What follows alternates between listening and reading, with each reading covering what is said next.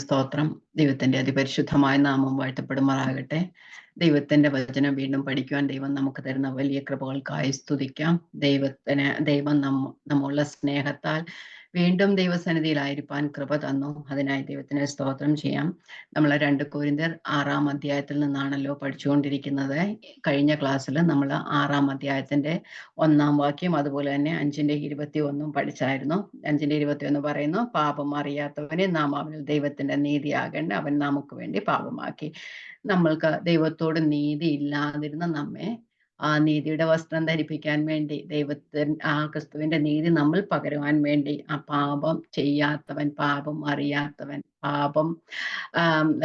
പാപം ചെയ്തിട്ടില്ലാത്തവനെ അല്ലെങ്കിൽ പാപമില്ലാത്തവനെ നമുക്ക് വേണ്ടി ദൈവം പാപമാക്കി എന്ന് പറയുന്നത്. പാപിയാക്കിയല്ല, പാപമാക്കി. പാപികളായ നമ്മെ രക്ഷിക്കാൻ വേണ്ടി കർത്താവിന്റെ മേൽ നമ്മുടെ പാപങ്ങളെല്ലാം, പാപത്തിന്റെ ശിക്ഷയെല്ലാം കർത്താവിന്റെ മേൽ ചുമത്തി നമ്മളെ കുറ്റവിമുക്തരാക്കി തീർത്തു. നമ്മളെ നീതിമാന്മാർ അല്ലെങ്കിൽ വിശുദ്ധന്മാർ എന്ന പേർ വിളിച്ചു, അല്ലെ? വിശുദ്ധരെന്ന് ദൈവം പ്രഖ്യാപിച്ചു. നമ്മുടെ കുറ്റങ്ങൾ ചുമത്തുകയും കർത്താവിന്റെ മേൽ ചുമത്തുകയും അല്ലെ, അതിന്റെ ശിക്ഷ കർത്താവ് ഏൽക്കുകയും നമ്മെ കുറ്റമില്ലാത്തവരായി കർത്താവ് പ്രഖ്യാപിക്കുകയും ചെയ്തു, അല്ലെ? അതായിരുന്നു നമ്മൾ കഴിഞ്ഞ ക്ലാസ്സിലെ 5-ന്റെ അവസാനത്തെ ഭാഗത്ത് കണ്ടത്. 6-ാമത്തെ അധ്യായം 1-ാം വാക്യത്തിൽ ഇങ്ങനെ പറയുന്നു, നിങ്ങൾക്ക് ദൈവത്തിന്റെ കൃപ ലഭിച്ചത് വ്യർത്ഥമായി തീരരുത് എന്ന് ഞങ്ങൾ സഹപ്രവർത്തിക്കാരായി നിങ്ങളെ പ്രബോധിപ്പിക്കുന്നു. അപ്പോസ്തലൻ ഈ നിരപ്പിന്റെ ശുശ്രൂഷയെ കുറിച്ചൊക്കെ ആയിരുന്നല്ലോ 5-ാമത്തെ അധ്യായം അവസാന ഭാഗങ്ങളിലൊക്കെ പറഞ്ഞു വന്നത്. ആ നിരപ്പിന്റെ ശുശ്രൂഷ നമ്മെ ദൈവം തന്നോട് നിരപ്പിച്ചു. ഒരിക്കലും ദൈവത്തോട് നിരക്കുവാൻ കഴിയാതിരുന്ന നമ്മെ ദൈവത്തോട് നിരപ്പിച്ചു. അത് ദൈവത്തിന്റെ കൃപയാലാണ്, അല്ലെ? അല്ലെങ്കിൽ ഞാൻ കഴിഞ്ഞ ക്ലാസ്സിൽ പറഞ്ഞു, വിശ്വാസത്തിൽ നിലനിൽക്കുന്ന എല്ലാം നാം ദൈവമക്കളായി തീർന്ന ആ രക്ഷയുടെ ഭാഗം മുതൽ തേജസ്കരണത്തിന്റെ ഭാഗം വരെയാം എല്ലാം ദൈവം തന്നെ ചെയ്യുന്നതാണ്. ദൈവം നമ്മോടുള്ള കരുണ പോലെ ദൈവത്തിന്റെ കൃപയാലാണ് ചെയ്യുന്നത്. കഴിഞ്ഞ ക്ലാസ്സിൽ അതെല്ലാം നമ്മൾ വിശദീകരിച്ചായിരുന്നു. കൊരിന്ത്യരോട് പറയാണ്, നിങ്ങൾക്ക് ലഭിച്ച കൃപ നിങ്ങൾ വ്യർത്ഥമായി തീരുന്നത്. ഞാൻ കഴിഞ്ഞ ക്ലാസ്സിൽ ഇങ്ങനെ പറഞ്ഞായിരുന്നു, നമ്മളുടെ കൃപ, നമുക്ക് ലഭിച്ച കൃപ എഫക്റ്റീവ് ആയി തീരുന്നത് നമ്മളെ എങ്ങനെ അതിനെ ഉപയോഗിക്കുന്നു എന്നതിലാലാണ്. നമ്മളൊരു ഉപമയൊക്കെ പറഞ്ഞായിരുന്നു. ഒരു പരദേശത്ത് പോയ ഒരു യജമാനൻ താൻ പരദേശത്ത് പോയപ്പോൾ പിന്നെ തന്റെ താലന്തുകൾ, കുറച്ച് താലന്തുകൾ തന്റെ തൊഴിലാളി അല്ലെങ്കിൽ അവരുടെ വേലക്കാരെ ഏൽപ്പിക്കുകയും അതിലെ 5 ലഭിച്ചവൻ അത് 10 ആക്കുകയും 2 ലഭിച്ചവൻ 4 ആക്കുകയും 1 ലഭിച്ചവന് അത് നിലത്ത് കുഴിച്ചിടുകയാണ് ചെയ്തത്. അപ്പൊ നമ്മൾ അവിടെ ഒരു വേർഡിങ് അവിടെ പറയുന്നുണ്ടായിരുന്നു, ഓരോരുത്തർക്ക് അവനവന്റെ പ്രാപ്തി പോലെ കൊടുത്തു എന്നാണ് പറഞ്ഞല്ലേ. അപ്പൊ അവർക്ക് എത്രത്തോളം പ്രാപ്തിയുണ്ടോ അത്രത്തോളമായിരുന്നു ആ യജമാനൻ കൊടുത്തിരുന്നത്. അതുപോലെ തന്നെ നമ്മളെ ദൈവം ഏൽപ്പിക്കുന്ന സ്ഥാനത്ത് അല്ലെങ്കിൽ നാം എങ്ങനെ ആയിരിക്കണം, ആ രീതിയിൽ ദൈവം ഓരോരുത്തർക്കും കൃപ പകർന്നു കൊടുക്കുന്നുണ്ട്. അപ്പൊ ഓരോരുത്തർക്കും ലഭിക്കുന്ന കൃപയുടെ അളവ് വ്യത്യാസം ഉണ്ടായിരിക്കും, അല്ലെ? അപ്പം പൗലോസ് അപ്പോസ്തലന് ലഭിച്ച കൃപയല്ല നമുക്ക് ലഭിക്കുന്ന കൃപ, അല്ലെങ്കിൽ പത്രോസ് അപ്പോസ്തലന് ലഭിക്കുന്ന കൃപയല്ല ആ അളവായിരിക്കില്ല പൗലോസ് അപ്പോസ്തലന് ലഭിച്ചത്. അങ്ങനെ ഓരോരുത്തർക്കും കൃപയുടെ അളവ് ഓരോരുത്തരും പ്രാപ്തി അനുസരിച്ചാണ് ദൈവം കൃപ അളന്നു കൊടുക്കുന്നത്, അല്ലെ?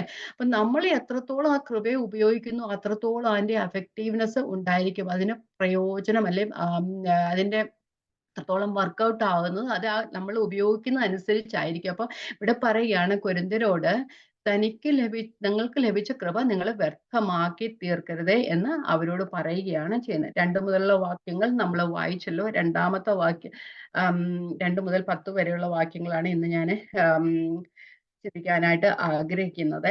അപ്പം നമുക്ക് 2-ാമത്തെ വാക്യത്തിലേക്ക് പോകാം. പ്രസാദകാലത്ത് ഞാൻ നിനക്ക് ഉത്തരമരുളി, രക്ഷാദിവസത്തിൽ ഞാൻ നിന്നെ സഹായിച്ചു എന്ന് അവൻ അരുളി ചെയ്യുന്നുവല്ലോ. ഇപ്പോഴാകുന്നു സുപ്രസാദകാലം, ഇപ്പോഴാകുന്നു രക്ഷാദിവസം. നമ്മൾക്ക് എല്ലാവർക്കും പരിചയമുള്ള ഒരു വാക്യമാണ്.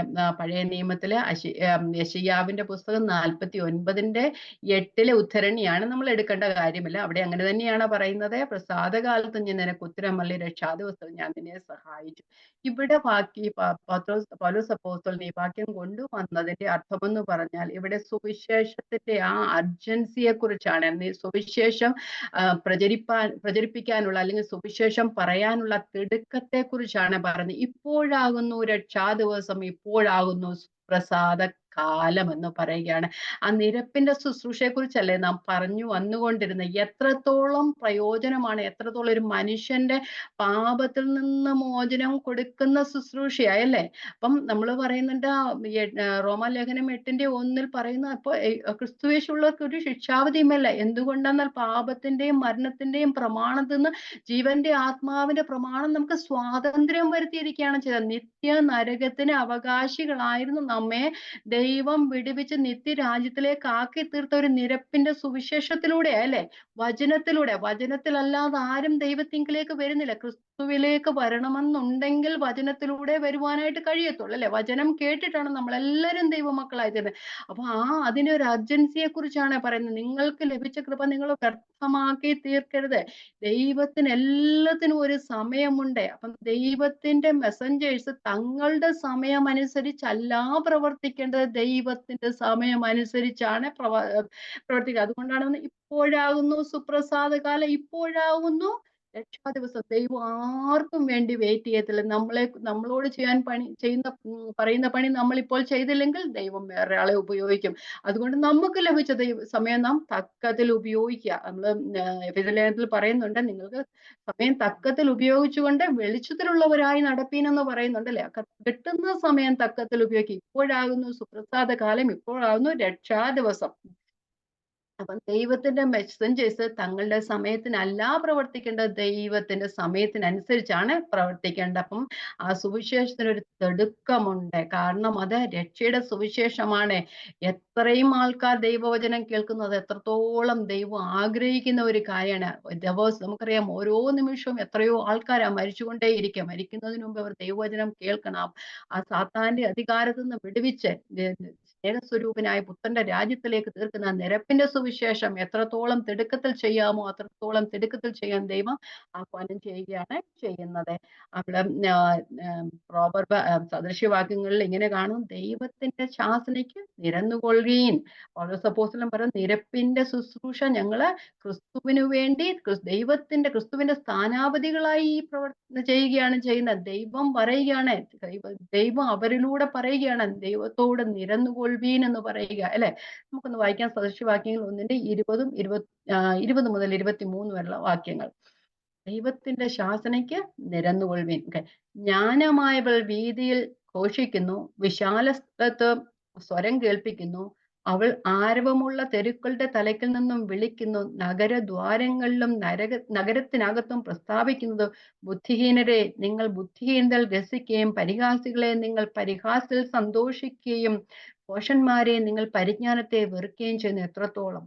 എന്റെ ശാസനയ്ക്ക് തിരിഞ്ഞുകൊള്ളുവീൻ, ഞാൻ എന്റെ മനസ്സ് നിങ്ങൾക്ക് പൊഴിച്ചു തരും, എന്റെ വചനങ്ങൾ നിങ്ങളെ അറിയിക്കും.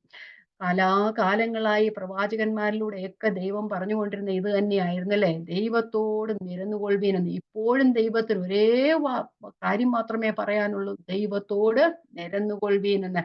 എബ്രായ ലേഖനം നമ്മൾ കാണുന്നുണ്ട്, മരുഭൂമിയിൽ ദൈവത്തിന്റെ വചനമൊക്കെ കേട്ടിട്ടും അവരെ ഹൃദയം കഠിനമാക്കിയത് കൊണ്ട് ആ ദൈവം അവർക്ക് വേണ്ടി വെച്ചിട്ടുള്ള സ്വസ്ഥതയിൽ പ്രവേശിക്കാനായിട്ട് ഇസ്രായേൽ മക്കൾക്ക് പ്രവേശിക്കാനായിട്ട് കഴിഞ്ഞില്ല. 1-2 വാക്യങ്ങൾ നമുക്ക് വായിച്ചു മുമ്പോട്ട് പോകാം. അവരോട് പറയുകയാണ്, നിങ്ങളുടെ ഹൃദയം കഠിനമാക്കരുത്. എബ്രായ ലേഖനം 3:7 നമ്മൾ പഠിച്ചതാണല്ലോ, അതുകൊണ്ട് ഞാൻ വായിച്ചു വിടാം. എബ്രായ ലേഖനം 3:7.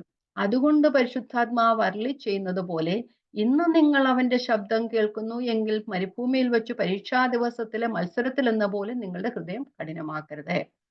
4ന്റെ കഠിനമാക്കിയാലുള്ള ആ ഒരു എന്താ പറയുന്നത് വരുന്ന അപകടത്തെ കുറിച്ച് അവിടെ 4:1 മുതലുള്ള വാക്യങ്ങൾ പറയുന്നുണ്ട്. നമുക്കൊന്ന് വായിച്ചു വിടാം. 4:1 മുതലുള്ള വാക്യങ്ങൾ. അവന്റെ സ്വസ്ഥതയിൽ പ്രവേശിപ്പാനുള്ള വാഗ്ദത്തം ശേഷിച്ചിരിക്കയാൽ നിങ്ങളിൽ ആർക്കെങ്കിലും അത് ലഭിക്കാതെ പോയി എന്ന് വരാതിരിപ്പാൻ നാം ഭയപ്പെടുക. ആരെ പോലെ ഇസ്രായേൽ മക്കളെ പോലെ നാമും ഒരു സ്വതവർത്തമാനം കേട്ടവർ ആകുന്നു, സുവിശേഷം കേട്ടവരാകുന്നു. എങ്കിലും കേട്ടവരിൽ വിശ്വാസമായി പരിണമിക്കായ്കൊണ്ട് കേട്ട വചനം അവർക്ക് ഉപകാരമായി വന്നില്ല. നമുക്കറിയാം എപ്പോഴും വചനം കേൾക്കുമ്പോൾ രണ്ട് കാറ്റഗറിയേ ഉള്ളൂ. ഒരു ആൾക്കാര് വചനം ഒരു കൂട്ടം ആൾക്കാർ വചനം കേട്ട് അതിനെ സ്വീകരിക്കുകയും മറ്റുള്ളവർ വചനം കേട്ട് അതിനെ തിരസ്കരിക്കുകയും ചെയ്തു. ഹൃദയം കഠിനമാക്കും. പറയുകയാണ് 4:3 വിശ്വസിച്ചവരായ നാമല്ലോ സ്വസ്ഥതയിൽ പ്രവേശിക്കുന്നത്. ലോക സ്ഥാപനത്തിങ്കൽ പ്രവൃത്തി തീർന്നു പോയ ശേഷവും അവർ എന്റെ സ്വസ്ഥതയിൽ പ്രവേശിക്കയില്ല എന്ന് ഞാൻ എന്റെ കോപത്തിൽ സത്യം ചെയ്തു എന്ന് എഴുതിയിരിക്കുന്നുവല്ലോ. അതുകൊണ്ട് ചിലർ അതിൽ പ്രവേശിപ്പാൻ ഇടശേഷിച്ചിരിക്കയാലും മുമ്പേ സ്വതവർത്തമാനം കേട്ടവർ അനുസരണക്കേട് നിമിത്തം പ്രവേശിക്കാതെ പോകയാലും ഇത്ര കാലത്തിന് ശേഷം ദാവീദ് മുഖാന്തരം ഇന്ന് അവന്റെ ശബ്ദം കേൾക്കുന്നുവെങ്കിൽ നിങ്ങളുടെ ഹൃദയം കഠിനമാക്കരുത് എന്ന് മുമ്പേ പറഞ്ഞതുപോലെ ഇന്നൊന്നൊരു ദിവസം പിന്നെയും നിശ്ചയിക്കുന്നു. ഇപ്പോഴാകുന്നു സുപ്രസാദകാലം, ഇപ്പോഴാകുന്നു രക്ഷാദിവസം. ദൈവത്തോട് നിരന്നുകൊള്ളുവീൻ. കാലാകാലങ്ങളായി സുവിശേഷന്മാരും പ്രവാചകന്മാരും എല്ലാവരും പറയുന്ന ഒരേ ഒരു വചനം നിരപ്പിന്റെ ശുശ്രൂഷ, അല്ലെ? കർത്താവ് ഇപ്പം ഇവിടെ നമ്മൾ പറഞ്ഞ ആ ഒരു സുവിശേഷം അറിയിക്കുന്നതിനെ കുറിച്ചുള്ള ഒരു തിടുക്കം അല്ലെ അർജൻസിയെ കുറിച്ചായിരുന്നു പറയുന്നത്. കർത്താവ് പറയുകയാണ്, യോഹന്നാന്റെ സുവിശേഷം 9:4 ഞാൻ വായിച്ചു വിടാം. യോഹന്നാന്റെ എടുക്കണമെന്ന് നിർബന്ധമില്ല. യോഹന്നാന്റെ സുവിശേഷം 9:4 പകലുള്ളിടത്തോളം നാം ആ പ്രവൃത്തി ചെയ്യേണ്ടതാകുന്നു, കാരണം ആർക്കും പ്രവർത്തിച്ചുകൂടാത്ത ഒരു രാത്രി വരുന്നു. വായിക്കാം. എന്നെ അയച്ചവന്റെ പ്രവൃത്തി പകലുള്ളിടത്തോളം നാം ചെയ്യേണ്ടതാകുന്നു, ആർക്കും പ്രവർത്തിച്ചുകൂടാത്ത ഒരു രാത്രി വരുന്നു. അത് ഇപ്പോഴും സംഭവിച്ചുകൊണ്ടേയിരിക്കുന്നു. ആർക്കും പ്രവർത്തിച്ചുകൂടാത്ത ഒരു രാത്രി വരുന്നു. അതുകൊണ്ട് നാം വെളിച്ചത്തിലുള്ളവരായി നടപ്പിൻ, വെളിച്ചത്തിന്റെ പ്രവൃത്തി ചെയ്യുവീൻ. ഇപ്പോഴാകുന്നു സുപ്രസാദകാലം, ഇപ്പോഴാകുന്നു രക്ഷാദിവസം. ഇനി നമുക്ക് 6:3 പോകാം. 6:3 ശുശ്രൂഷയ്ക്ക് ആക്ഷേപം വരാതിരിക്കേണ്ടതിന് ഞങ്ങൾ ഒന്നിലും ഇടർച്ചയ്ക്ക് ഹേതു കൊടുക്കാതെ സകലത്തിലും ഞങ്ങളെ തന്നെ ദൈവത്തിന്റെ ശുശ്രൂഷകന്മാരായി കാണിക്കുന്നു. ശുശ്രൂഷയ്ക്ക് ആക്ഷേപം വരാതിരിപ്പാൻ ഞങ്ങൾ ഒന്നിലും ഇടർച്ചയ്ക്ക് ഹേതു കൊടുക്കാതെ സകലത്തിലും ഞങ്ങളെ തന്നെ ദൈവത്തിന്റെ ശുശ്രൂഷകന്മാരായി കാണിക്കുന്നു. പൗലോസ് അപ്പോസ്തലനും കൂടെയുള്ള സഹപ്രവർത്തകരും പറയുകയാണ്, ഞങ്ങള് മറ്റുള്ളവർക്ക് ഇടർച്ചയ്ക്ക് ഹേതു കൊടുക്കുന്ന ഒന്നും ഞങ്ങള് ചെയ്യുന്നില്ല. കാരണം ഞങ്ങള് എല്ലായിടത്തും, അവിടെ പറയുന്ന സകലത്തിലും, ഒന്നിലും ഇടർച്ചയ്ക്ക് ഹേതു കൊടുക്കുക, സകലത്തിലും ഞങ്ങളെ തന്നെ ദൈവത്തിന്റെ ശുശ്രൂഷകന്മാരായി കാണിക്കുന്നു. കാരണം ഞങ്ങളത് മനഃപൂർവ്വം ശ്രമിക്കുകയാണ്. ഞങ്ങളെ ഇടർച്ച വരുത്താൻ അനേകർ വരും, അല്ലെ?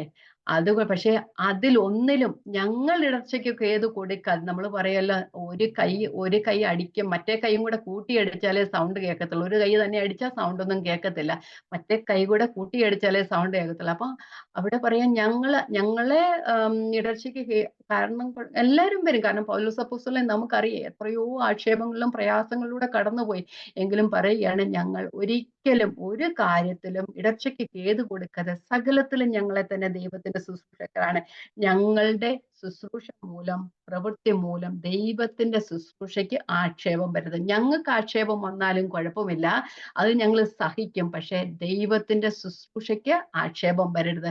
ഞങ്ങൾ മനുഷ്യരുടെ മുമ്പിലും ദൈവത്തിന്റെ മുമ്പിലും ഞങ്ങളെ ദൈവത്തിന്റെ ശുശ്രൂഷകരാക്കി തന്നെ കാണിക്കുകയാണ് ചെയ്യുന്നത്. നമുക്കറിയാം എന്താ, ലോകം നമ്മളെ നോക്കുന്നതും ദൈവം നമ്മളെ നോക്കുന്നതും വ്യത്യാസം, അല്ലെ? ദൈവം നമ്മുടെ ഹൃദയങ്ങളെ നോക്കിയ, പക്ഷെ ലോകം നമ്മളെ നോക്കുന്ന എന്താ? പുറമെയാണ് നോക്കുന്നത്. ലോകം നമ്മളെ ഓരോരുത്തരെയും കാണുന്ന, നമ്മൾ ഓരോരുത്തരായിട്ടല്ല, ക്രിസ്ത്യാനികൾ അല്ലെങ്കിൽ വിശ്വാസികൾ എന്ന ആ ഒരു കൂട്ടത്തെയാ കാണുന്നത്, അല്ലെ? അപ്പൊ ലോകം നമ്മളെ നോക്കുമ്പം ആരെങ്കിലും നമ്മളുടെ ഇടയിൽ, അല്ലെ, ഒരു കൂട്ടത്തിന്റെ ഇടയിൽ ആരെങ്കിലും എന്തെങ്കിലും നീചപ്രവൃത്തി ചെയ്തു കഴിഞ്ഞാൽ അത് തന്നെ കാണും, അല്ലെ? നമുക്കറിയാം എത്രയോ ദൈവ ശുശ്രൂഷകന്മാരല്ലേ, ദൈവ ശുശ്രൂഷ ചെയ്യുന്ന ദൈവമക്കളെ കുറിച്ച് എന്തൊക്കെ അപവാദങ്ങൾ പറഞ്ഞു വെക്കുന്നത്. അപ്പൊ ആരെങ്കിലും എന്തെങ്കിലും എവിടെങ്കിലും ഒരു പ്രശ്നം ഉണ്ടാക്കി ആ കൂട്ടത്തിന് മുഴുവൻ ആ പ്രശ്നം, അല്ലേ? അതങ്ങനെയാണ്. അപ്പൊ ആ കൂട്ടത്തിൽ പ്രശ്നം, അപ്പൊ ക്രിസ്ത്യാനികളെന്ന് നോക്കുമ്പോ എല്ലാം, അപ്പൊ ആ ഇടർച്ച വരുത്തിയവരുടെ കാര്യം പിന്നെ ഇടർച്ച വരുത്തിയവരാ മുന്നേ നിൽക്കുന്നത്, അല്ലേ? അപ്പൊ ആ ദോഷം ചെയ്തവരെ ആയിരിക്കും മുന്നേ നിൽക്കുന്നത്. അപ്പൊ എല്ലാവരും, അറിയാത്തവരൊക്കെ ക്രിസ്ത്യാനികളെ മുഴുവൻ ആ കൂട്ടത്തിൽ കൂട്ടും. രക്ഷിക്കപ്പെട്ടവരാണോന്ന് അറിയിക്കത്തില്ല, വിശ്വാസികളാണെന്ന് അറിയത്തില്ല, വിശ്വാസം നിലനിൽക്കുന്നവരെന്ന് അല്ല, അങ്ങനെ എത്ര തീഷ്ണതയുള്ളവരാണെന്നൊന്നും ദൈവാത്മാവിനെ നടത്തുന്നെന്ന് അവർക്കാർക്കും അറിയില്ല. അവർ ആ ക്രിസ്ത്യാനികൾ എന്ന ഒറ്റ കൂട്ടത്തെയാ നോക്കുന്നത്, അല്ലേ? അപ്പൊ നോക്കുമ്പോ അതിൽ ആരെങ്കിലും ഇഴച്ചോട്ടി വരുത്തി കഴിഞ്ഞാല് അവരെല്ലാവരും അതുപോലെയാണെന്നുള്ള ചിന്തയാണ് വരുന്നത്. അപ്പൊ ലോകം നമ്മളെ നോക്കുന്നത് ഒരു കാഴ്ചപ്പാടില്ല. ദൈവം പക്ഷെ നമ്മുടെ ഹൃദയത്തെ നോക്കുന്നെങ്കിൽ നമ്മുടെ സഹപ്രവർത്തകർ നമ്മളെ അറിയുന്നുവെങ്കിലും പക്ഷെ ലോകം നമ്മളെ ആ രീതിയിൽ കാണണമെന്നില്ല. നമ്മള് വിശ്വാസികളായി അല്ലെങ്കിൽ ദൈവത്തെ തീവ്രമായി സത്യവചനം യഥാർത്ഥമായി ജീവിക്കുന്നവരാണെന്ന് തോന്നണമെന്നില്ല. അതുകൊണ്ട് പൗലോസ് അപ്പോസ്തലൻ പറയുകയാണ്, ഞങ്ങൾ ശുശ്രൂഷയ്ക്ക് ഒരിക്കലും ക്ഷേമം വരാതിരിക്കേണ്ട, ഞങ്ങൾ ഒന്നിലും ഇടർച്ച കൊടുക്കാതെ സകലത്തിലും ഞങ്ങളെ തന്നെ ദൈവത്തിന്റെ ശുശ്രൂഷന്മാരായി കാണിക്കുന്നു. അപ്പം ദൈവത്തിന്റെ ശുശ്രൂഷന്മാർ ദൈവത്തിന്റെ സ്വഭാവം കാണിക്കുന്നവർ ആയിരിക്കണം. അപ്പം ആ ക്രിസ്തുവിന്റെ ആ അനുരൂപതയാണ് കാണിക്കുന്നത് അവിടെയല്ലേ. അപ്പം ദൈവത്തിന്റെ ശുശ്രൂഷകന്മാരെന്ന് ഞങ്ങളെ തന്നെ കാണിക്കും. ഞങ്ങൾക്ക് ആക്ഷേപം ഉണ്ടായാലും ഞങ്ങൾ തിരിച്ചു പറയാതെ ഞങ്ങളെ ദൈവത്തിന്റെ ശുശ്രൂഷകന്മാരായി ഞങ്ങളെ തന്നെ കാണിക്കുകയാണ് ചെയ്യുന്നത്. നമുക്കറിയാം, ഈ 1-ാമത്തെ വാക്യം തന്നെ തുടങ്ങുന്ന ഞങ്ങളെ സഹപ്രവർത്തിക്കാരായി എന്നല്ലേ പറയുന്നത്. അപ്പൊ എല്ലാവരെയും ആ പൗലോസ് ഉൾപ്പെട്ട ആ സമൂഹത്തെ, ആ പൗലോസും തീമോഥെയോസും എല്ലാം ചെയ്യുന്ന ആ കൂട്ടുവേലക്കാരല്ലേ, ദൈവത്തിന്റെ കൂട്ടുവേലക്കാരായി അവർ ചെയ്യുമ്പോൾ അവർ പൗലോസിനെ തന്നെയല്ല പറയുന്നത്, ഞങ്ങൾ എല്ലാവരും അങ്ങനെയാണ് പ്രവർത്തിക്കുന്നത് എന്ന് പറയുന്നു. കൊരിന്ത്യർ ലേഖനം 1 കൊരിന്ത്യർ 3:9 പറഞ്ഞു, ഞങ്ങൾ ദൈവത്തിന്റെ കൂട്ടുവേലക്കാർ, നിങ്ങൾ ദൈവത്തിന്റെ കൃഷി, ദൈവത്തിന്റെ ഗൃഹനിർമ്മാണം. അപ്പൊ ഞങ്ങള് ദൈവത്തിന്റെ കൂട്ടുവേലക്കാരാണ്. ഞങ്ങൾക്ക് വേണ്ടിയല്ല ഞങ്ങൾ വേല ചെയ്യുന്ന, ദൈവത്തിന് വേണ്ടിയാണ്, അല്ലെ ദൈവരാജ്യത്തിന്റെ മഹത്വത്തിന് അല്ലെങ്കിൽ വിസ്തൃതിക്ക് വേണ്ടിയാണ് ഞങ്ങൾ ശുശ്രൂഷ ചെയ്യുന്നത്. അപ്പം പോളിന് അനേകം കഷ്ടതകൾ കൊരിന്തിൽ തന്നെ സഹിക്കേണ്ടി വന്നു അല്ലെ, കള്ള ഉപദേഷ്ടാക്കന്മാർ നിമിത്തം. എന്നിട്ടും പറയുക, ദൈവ ശുശ്രൂഷയ്ക്ക് ആക്ഷേപം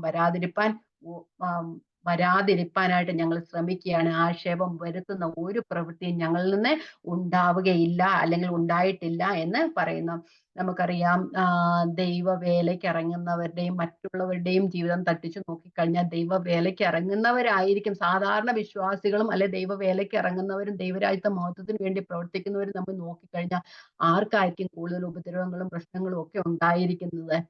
നല്ലോണം കഷ്ടപ്പെടുന്ന, ദൈവരാജ്യത്തിന് വേണ്ടി ആത്മാർത്ഥതയോടെ കഷ്ടപ്പെടുന്നവർക്കായിരിക്കും പ്രശ്നങ്ങളും പ്രയാസങ്ങളും ഒക്കെ ഉണ്ടായിരിക്കുന്നത്. അത് കർത്താവ് തന്നെ പറയുന്നുണ്ട്, എന്റെ നാമനിമിത്തം എല്ലാവരും നിങ്ങളെ ദുഷിക്കുമെന്ന് പറയുന്നത്. എത്ര ദുഷിച്ച് പഴിയൊക്കെ പൗലോസ് പറയും, അങ്ങനെ എത്ര ദുഷിയും പഴിയൊക്കെ കേട്ടാലും ഞങ്ങളെ തന്നെ ക്രിസ്തുവിന്റെ ശുശ്രൂഷക്കാരായി എന്താ പറയുന്നത് കണക്കാക്കുന്നു, ഞങ്ങൾ അങ്ങനെ തന്നെ കാണിക്കുന്നു എന്നാ പറയുന്നത്. ഞങ്ങൾ അവരുടെ മുമ്പില് ഞങ്ങൾ ദൈവത്തിന്റെ ശുശ്രൂഷക്കാരായി ഞങ്ങളെ തന്നെ കാണിക്കുന്നു എന്നാ പറയുന്നത്.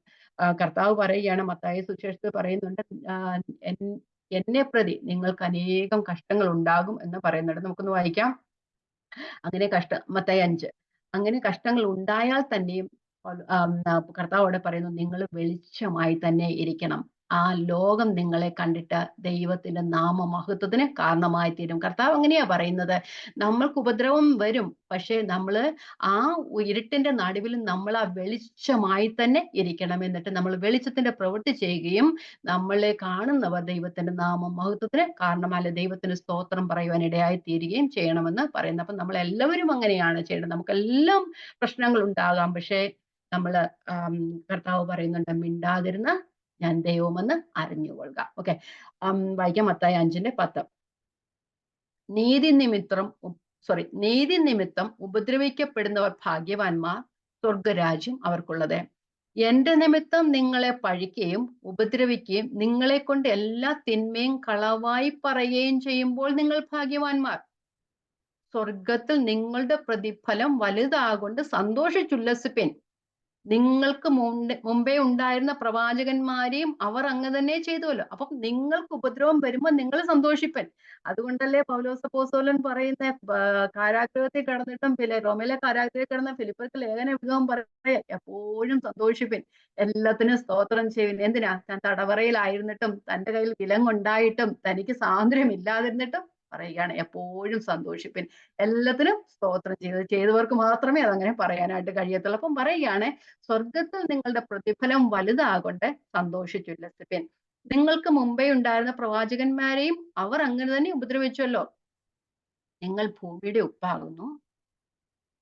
ഉപ്പ് കാരമില്ലാതെ പോയാൽ അതിന് എന്തെന്ന് രസം വരുത്തും? പുറത്ത് കളഞ്ഞിട്ട് മനുഷ്യൻ ചവിട്ടുവാനല്ലാതെ പിന്നെ ഒന്നിനും കൊള്ളുകയില്ല. നിങ്ങൾ ലോകത്തിന്റെ വെളിച്ചമാകുന്നു. മലമേൽ ഇരിക്കുന്ന പട്ടണം മറഞ്ഞിരിപ്പാൻ പാടില്ല. വിളക്ക് കത്തിച്ചു പറയൻകീഴല്ല തണ്ടിന്മേൽ അത്രേ വെക്കുന്നത്, അപ്പോൾ അത് വീട്ടിലുള്ള എല്ലാവർക്കും പ്രകാശിക്കുന്നു. അങ്ങനെ തന്നെ മനുഷ്യർ നിങ്ങളുടെ നല്ല പ്രവൃത്തികളെ കണ്ടിട്ട് സ്വർഗസ്നായ നിങ്ങളുടെ പിതാവിനെ മഹത്വപ്പെടുത്തേണ്ടതിന് നിങ്ങളുടെ വെളിച്ചം അവരുടെ മുമ്പിൽ പ്രകാശിക്കട്ടെ. നിങ്ങൾക്ക് എന്റെ നിമിത്തം എല്ലാ പ്രശ്നങ്ങളും പ്രയാസങ്ങളും ഒക്കെ വരും, പക്ഷെ നിങ്ങളത് സന്തോഷിക്കാൻ നിങ്ങളുടെ പ്രതിഫലം സ്വർഗത്തിൽ വലുതാണ്. അതുമല്ല, ആ ഇരുട്ട് നിറഞ്ഞ ലോകത്തില് നിങ്ങൾ വെളിച്ചമായി നിന്നുകൊണ്ട് അത് കണ്ടിട്ട് സ്വർഗസ്വനായ നിങ്ങളുടെ പിതാവിനെ മഹത്വപ്പെടുത്തുവാനായിട്ട് ഇടയായി തീരണം എന്ന് പറയുന്ന. എങ്ങനെയുണ്ടത് അല്ലേ? ഭയങ്കര ബുദ്ധിമുട്ടുള്ള കാര്യമല്ലേ? സന്തോഷിക്കാനൊന്നും ഒക്കുകയില്ല. പക്ഷേ നമ്മൾ മനഃപൂർവ്വം സന്തോഷിക്കണം. കുറച്ച് കഴിയുമ്പോൾ മനഃപൂർവ്വം സന്തോഷിച്ച് കഴിയുമ്പോൾ പിന്നെ നമുക്ക് എന്ത് പറഞ്ഞാലും ഒരു പ്രശ്നവും വരാറുമില്ല. പൗലോസ് അപ്പോസ്തലൻ പറഞ്ഞതുപോലെ എപ്പോഴും സന്തോഷിപ്പിൻ, എല്ലാത്തിനും സ്തോത്രം ചെയ്യുമെന്ന് നമ്മൾക്കും പറയുവാനായിട്ട് കഴിയും. ഓക്കെ, പൗലോസ് അപ്പോസ്തലൻ 1 കൊരിന്ത്യർ 9:27 പറയുന്നുണ്ട്, ഞാൻ മറ്റുള്ളവരോട് പ്രസംഗിച്ച ശേഷവും ഞാൻ കൊള്ളരുതാത്തവനാകാതിരിക്കേണ്ടതിന് എന്റെ ശരീരത്തെ ദണ്ഡിപ്പിച്ച് അടിമയാക്കുക അത്രേ ചെയ്യുന്നെന്ന് പറയുന്നുണ്ട് അല്ലെ. അപ്പൊ ഞാന് മറ്റുള്ളവരോട് പ്രസംഗിച്ചിട്ട് ഞാൻ കൊള്ളരുതാത്തവനായി തീരരുത്. ഞാൻ എപ്പോഴും നല്ലതായി തന്നെ ഇരിക്കണം. അതുകൊണ്ട് കർത്താവിന്റെ മുമ്പിലാണ് ഞാൻ വെളിപ്പെടുന്നത്, ആ ലോകത്തിന് മുമ്പിൽ ഞാൻ വെളിപ്പെടുന്നുണ്ട്. പക്ഷെ എന്റെ ഒരു ശുശ്രൂഷ മൂലം, അല്ലെ എന്റെ ഒരു വാക്കു മൂലം, എന്റെ പ്രവൃത്തി മൂലം ദൈവനാമ മഹത്വത്തിന് ദോഷമായി തീരരുത് എന്ന് പറയുന്നു. വായിക്കാം. 1 കൊരിന്ത്യർ 9:27. മറ്റുള്ളവരോട് പ്രസംഗിച്ച ശേഷം ഞാൻ തന്നെ കൊള്ളരുതാത്തവനായി പോകാതിരിക്കേണ്ടതിന് എന്റെ ശരീരത്തെ ഭിന്നിച്ച് അടിമയാക്കിയത്രേ ചെയ്യുന്നത്.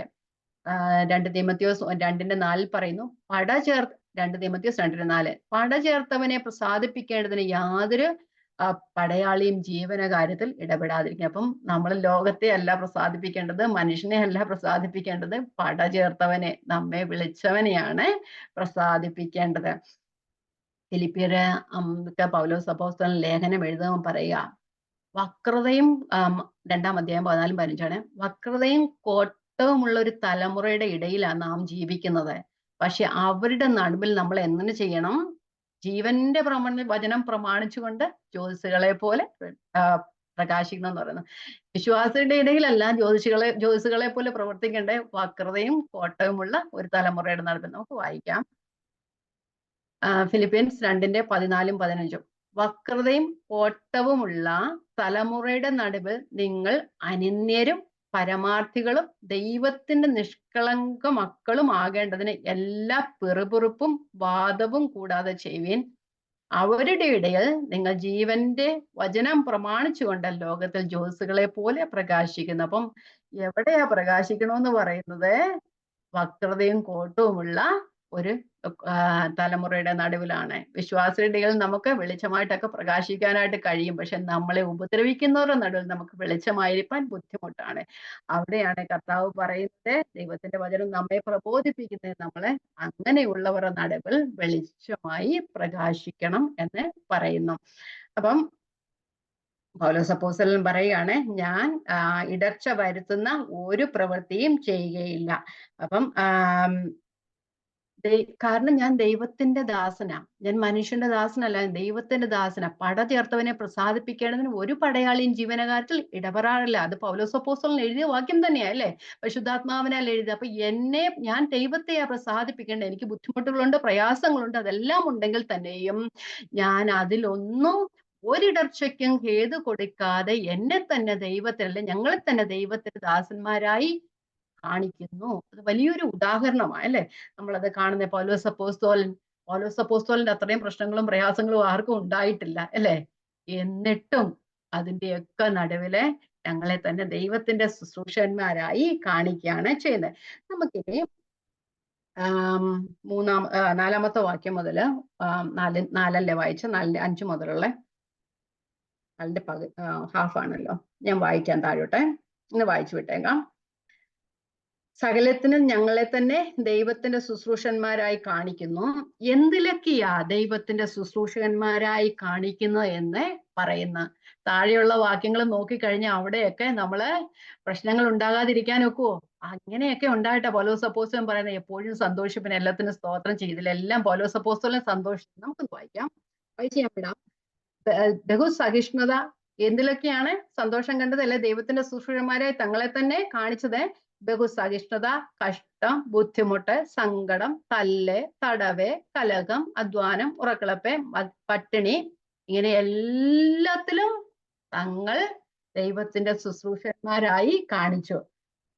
അത് അത് എന്തുകൊണ്ടാണ് താൻ അങ്ങനെ കാണിക്കാൻ പറ്റിയത് എന്ന് പൗലോസപ്പോസ്തലനോട് ചോദിച്ചു കഴിഞ്ഞാൽ ആ 1-ാം വാക്യം തന്നെ നമ്മൾ പറയുന്നു, നിങ്ങൾക്ക് ദൈവത്തിന്റെ കൃപ ലഭിച്ചത് വ്യർത്ഥമായി തീരുന്ന കൊരിന്ത്യരോട് പറഞ്ഞതുപോലെ തന്നെ പൗലോസപ്പോസ്തലന് ഇതൊക്കെ ഇങ്ങനെയൊക്കെ എല്ലാ വക്രതയും കോട്ടയുമുള്ള ലോകത്തിന്റെ നടുവിലെ ആ ദൈവത്തിന്റെ വചനം പ്രമാണിച്ചുകൊണ്ട് ജോസിനെ പോലെ പ്രകാശിപ്പാൻ കാരണമായി തീർന്നതിന് ഒരേ ഒരു കാരണം മാത്രമേ ഉള്ളൂ, ദൈവത്തിന്റെ കൃപ. തനിക്ക് ലഭിച്ച ദൈവത്തിന്റെ കൃപയാലാണ് താൻ ഇത്രത്തോളം ബുദ്ധിമുട്ടുകളും പ്രയാസങ്ങളും ഒക്കെ ഉണ്ടായിട്ടും അങ്ങനെ ഇരിക്കാനായിട്ട് കാരണമായി തീർന്നത്. അപ്പം ആ 4ഉം 5ഉം വാക്യങ്ങളില് താൻ പറയുന്നത് തൻ്റെ സഹിച്ച ശരീര കഷ്ടങ്ങളെ കുറിച്ചാണ് പറയുന്നത്. താൻ സഹിച്ച സകല കഷ്ടങ്ങളിലും താൻ ദൈവത്തിന്റെ ശുശ്രൂഷക്കാരനായി തന്നെത്താൻ വെളിപ്പെടുത്തി, അല്ലെ തന്നെത്താൻ കാണിക്കുകയാണ് ചെയ്യുന്നത്. നമുക്കിനി ഓരോന്ന് വായിച്ചു പോകാം. അതിനകത്ത് പറയുന്ന കാരണങ്ങള് 10 കാര്യങ്ങൾ അവിടെ എഴുതി വെച്ചിട്ടുണ്ട്. അത് കഴിഞ്ഞൊരു 18 കാര്യങ്ങളുണ്ട്. അത് നമുക്ക് ഇന്ന് തീർക്കണം. 10 കാര്യങ്ങളുണ്ട്. അത് ഞാൻ ഓരോന്നായിട്ട് ഒന്ന് പറഞ്ഞു പോകാം. ജസ്റ്റ് അധികം ഒന്നും എക്സ്പ്ലെയിൻ ചെയ്യുന്നില്ല. ആദ്യത്തത് ബഹുസഹിഷ്ണുത. ഇംഗ്ലീഷിൽ പറയുന്ന in accepting very hard things. എത്ര വലിയ ഹാർഡായ കാര്യങ്ങളെയും അക്സെപ്റ്റ് ചെയ്യാനുള്ള ഒരു കൃപ ദൈവം കൊടുത്തു. ഇൻ മച്ച് പേഷ്യൻസ് അല്ലെങ്കിൽ ഇൻ മച്ച് എൻഡുറൻസ്.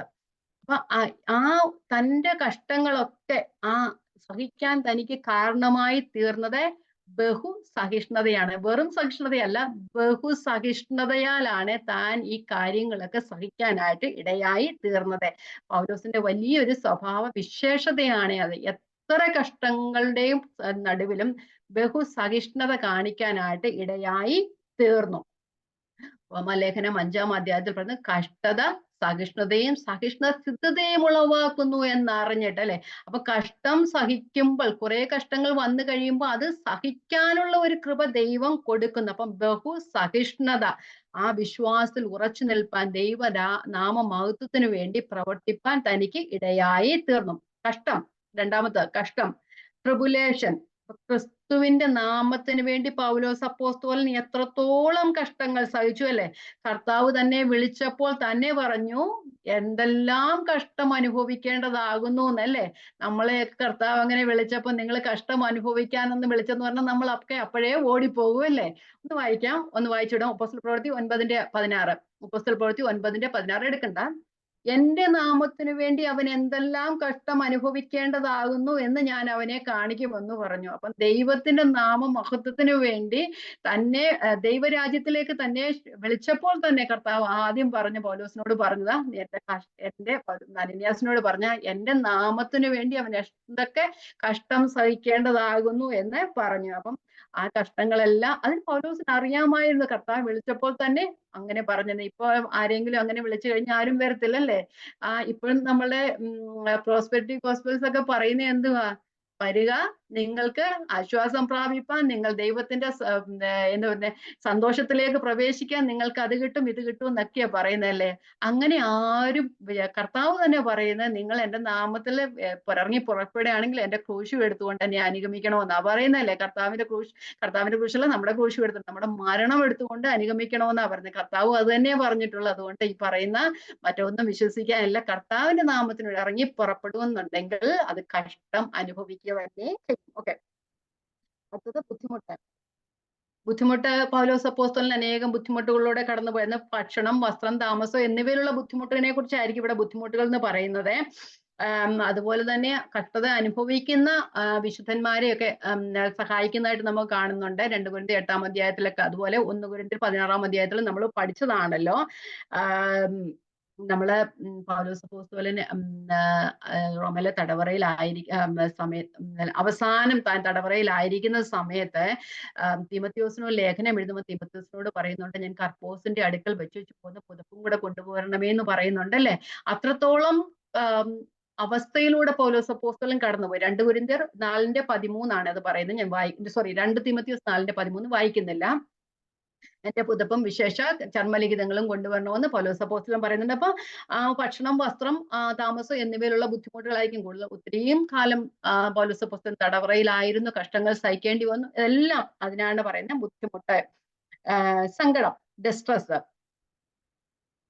2 കൊരിന്ത്യർ 11-ാം അധ്യായത്തിൽ പൗലോസ് അപ്പോസ്തലൻ സഹിച്ച വലിയൊരു കഷ്ടങ്ങളെ കുറിച്ച് പറയുന്നുണ്ട്. ആ കഷ്ടങ്ങളെല്ലാം പറഞ്ഞിട്ട് അവസാനം പറയുന്നുണ്ട്, സർവ്വ സഭകളെയും കുറിച്ചുള്ള ചിന്താഭാരം എന്ന തിരക്കും എനിക്കുണ്ടെന്ന് പറയുന്നുണ്ട്. 2 കൊരിന്ത്യർ 11:28 എടുക്കണ്ട, ഞാൻ വായിക്കുന്നതുമില്ല. ആ എല്ലാ അസാധാരണ സംഗതികളും തനിക്ക് ഭവിച്ചത് കൂടാതെ സർവ്വ സഭകളെയും കുറിച്ചുള്ള ചിന്താഭാരം എന്ന് വെച്ചാൽ എന്താ? സഭകളെ കുറിച്ച് ചിന്താഭാരം എന്താ? ഇപ്പൊ കൊരിന്ത്യരെ കുറിച്ചുള്ള ചിന്താഭാരം ഉണ്ടോ? എന്തുകൊണ്ട്? അവിടെ പൗലോസ് അപ്പോസ്തലൻ പ്രസംഗിച്ച് അല്ലെങ്കിൽ അന്ന് ഉപദേഷ്ടാവായിരുന്ന സമയത്ത് അല്ലെ അവരെ പഠിപ്പിച്ചിരുന്ന സമയത്ത് അവർ വിശ്വാസം നിലനിന്നിരുന്നു. പക്ഷെ അതിനുശേഷം കുറെ കള്ള ഉപദേഷ്ടാക്കന്മാർ അവരുടെ ഇടയിൽ നുഴഞ്ഞു കയറുകയും അവരെ വിശ്വാസം തെറ്റിക്കുകയും ചെയ്തു അല്ലെ. അപ്പൊ എന്തിനുള്ള ചിന്താഭാരം? ആ സഭകളെ കുറിച്ചുള്ള ചിന്താഭാരം. ആ ദൈവത്തെ അനുഗമിക്കുന്നവർ വിശ്വാസത്തിൽ ഉറച്ചു നിൽക്കുന്നുവോ അതോ വിശ്വാസം തെറ്റിപ്പോകുന്നുവോ എന്നുള്ള ഒരു ഭയം പൗലോസ് അപ്പോസ്തലന് എപ്പോഴും ഉണ്ടായിരുന്നു. അപ്പം ആ സങ്കടം, അങ്ങനെയുള്ള വിശ്വാസം നിലനിൽക്കുന്നുവോ എന്നുള്ള ഭയമൊക്കെ ഉണ്ടായിരുന്നു. ഇനി അടുത്തത് തല്ല്, സ്ട്രൈപ്സ്. എത്രത്തോളം പൗലോസ് അപ്പോസ്തലൻ തല്ലുകൊണ്ടോ? കണക്ക് ആരെങ്കിലും നോക്കിയിട്ടുണ്ടോ? പറഞ്ഞത് നമുക്ക് കുറച്ചുണ്ട്. നമുക്ക് രണ്ട് വാക്യങ്ങൾ മാത്രം വായിക്കാം, എടുക്കണം നിർബന്ധമില്ല. 2 കൊരിന്ത്യർ 11:24, 25 വാക്യങ്ങൾ. യഹൂദരാൽ 2 കൊരിന്ത്യർ 14, 24, 25. യഹൂദരാൽ ഞാൻ 1 കുറയെ 40 അടി 5 വട്ടം കൊണ്ട്, 39 അടി 5 പ്രാവശ്യം കൊണ്ട്, 3 വട്ടം കോലിനാൽ അടി കൊണ്ട്, ഒരിക്കൽ കല്ലേറ് കൊണ്ട്, 3 വട്ടം കപ്പൽ ചേതത്തിൽ അകപ്പെട്ടു. എത്രയോ അടി കൊണ്ടല്ലേ? നമ്മൾ ആരും അടിയൊന്നും കൊണ്ടിട്ടില്ല. ഓക്കെ. അപ്പൊ എത്രത്തോളം അടി പൗലോസ് അപ്പോസ്തലൻ കൊണ്ടു. ഓക്കെ. അത് കഴിഞ്ഞിട്ട് അടുത്തത് പറഞ്ഞത് അത്രയും, അപ്പം പറയാത്ത എത്ര ആയിരിക്കും അല്ലെ? തടവ്, ഇംപ്രിസൺമെന്റ്. അനേകം തവണ കാരാഗൃഹത്തിൽ ആയിട്ടുണ്ട്. ആ കാരാഗ്രഹ ലേഖനങ്ങളെല്ലാം നമുക്ക് കിട്ടിയത് താൻ തടവറയിലായിരുന്ന സമയത്തായിരുന്നു. അത് കഴിഞ്ഞ് കലഹം. കലഹം പല സ്ഥലത്തും പൗലോസ് അപ്പോസ്തലൻ പ്രസംഗിച്ച സ്ഥലത്ത് കലഹം ഉണ്ടായിട്ടുണ്ടല്ലേ.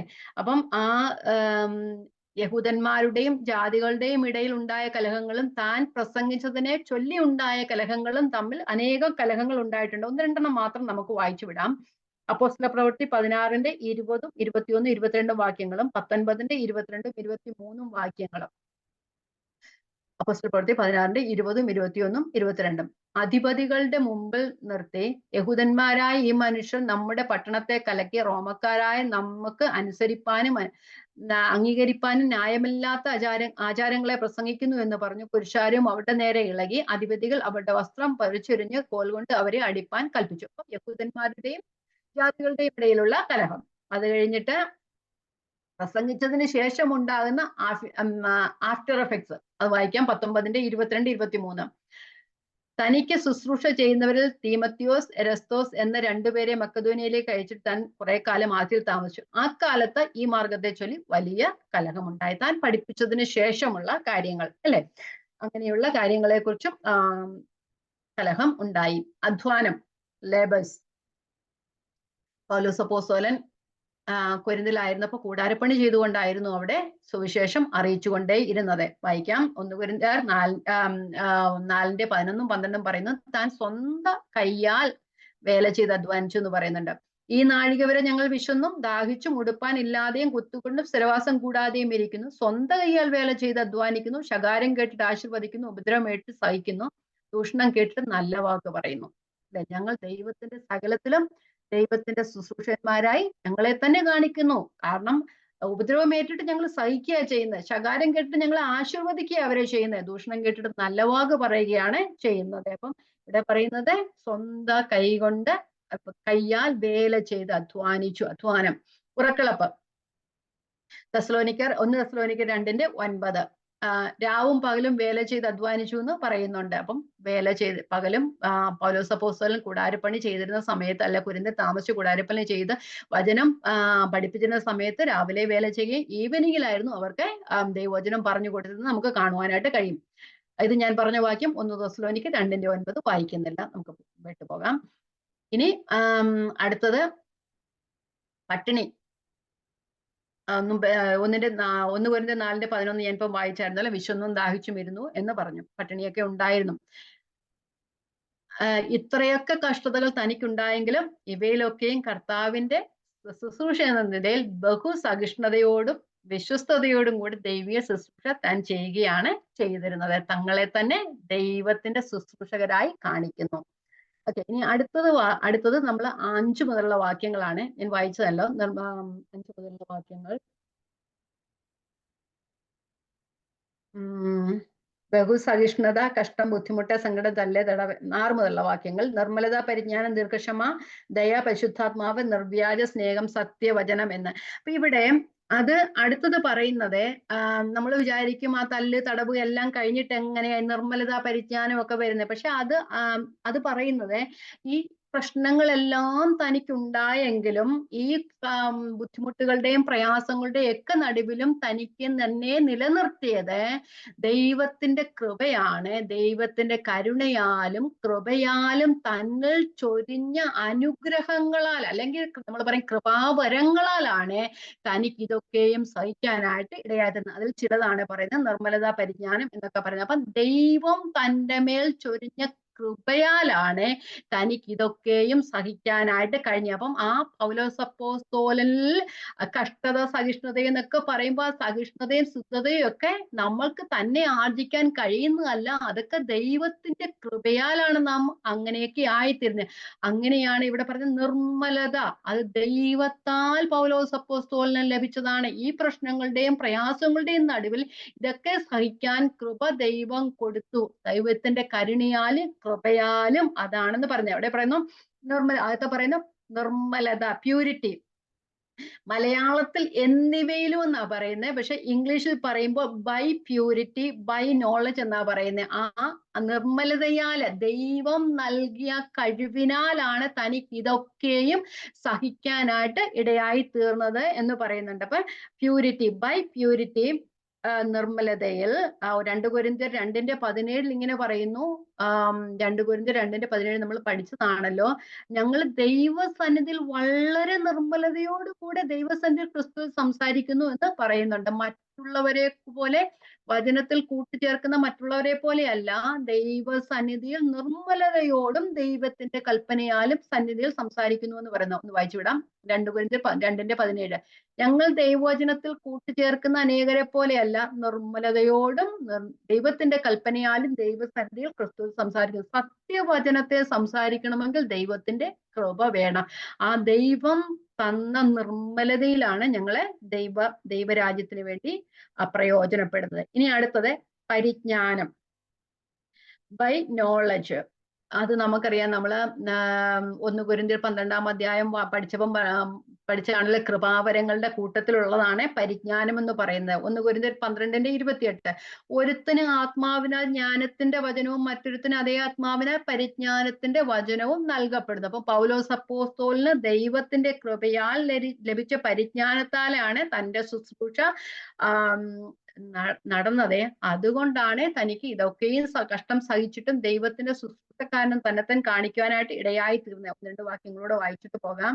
നമ്മൾ 2 കൊരിന്ത്യർ 2:2-ാം അധ്യായത്തിൽ പറഞ്ഞു, തീത്തോസിനെ കാണാഞ്ഞിട്ട് മക്കദോനിയയിലേക്ക് തിരിച്ചു മടങ്ങുമ്പോഴേ മറ്റുള്ളവരെല്ലാം താൻ തോറ്റു എന്ന് പറഞ്ഞു, പല സാത്താൻ പോലും താൻ തോറ്റു എന്ന് പറഞ്ഞപ്പോൾ പൗലോസ് അപ്പോസ്തലൻ പറയുവാണ്, ഞങ്ങളെ കൊണ്ട് തന്റെ പരിജ്ഞാനത്തിന്റെ വാസന വെളിപ്പെടുത്തുന്ന ദൈവത്തിന് സ്തോത്രം. മറ്റുള്ളവർ തോറ്റെന്ന് പറഞ്ഞാലും പറയുകയാണ് അവിടെ തോറ്റിട്ടില്ല, കാരണം ജയാളിയായി ദൈവം ഞങ്ങളെ നടത്തുകയാണ് ചെയ്തത്.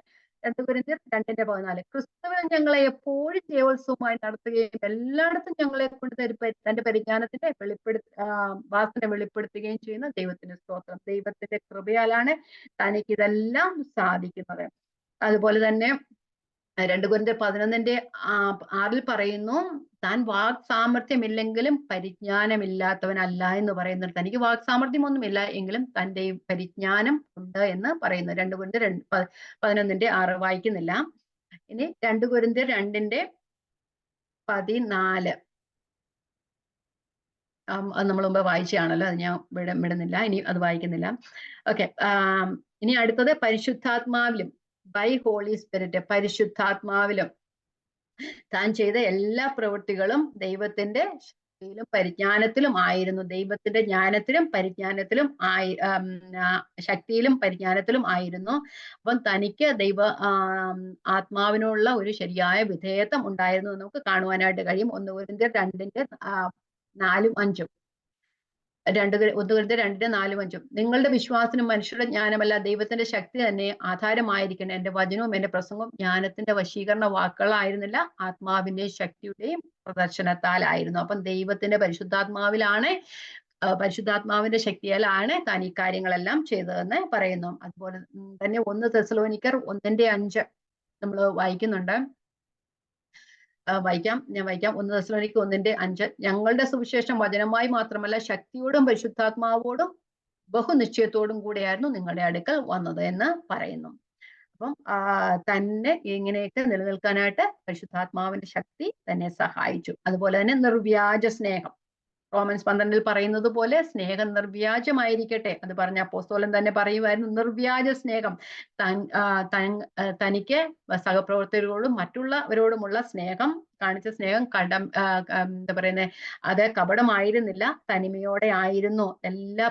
തന്റെ എല്ലാ പ്രവൃത്തിയിലും അത് പ്രകടമായിരുന്നു എന്ന് നമുക്ക് കാണുവാനായിട്ട് കഴിയും. അതുപോലെ തന്നെ പൗലോസ് അപ്പോസ്തലൻ പറയുകയാണ് ചെയ്യുന്നത്. നമുക്ക് അടുത്തത് സത്യവചനം,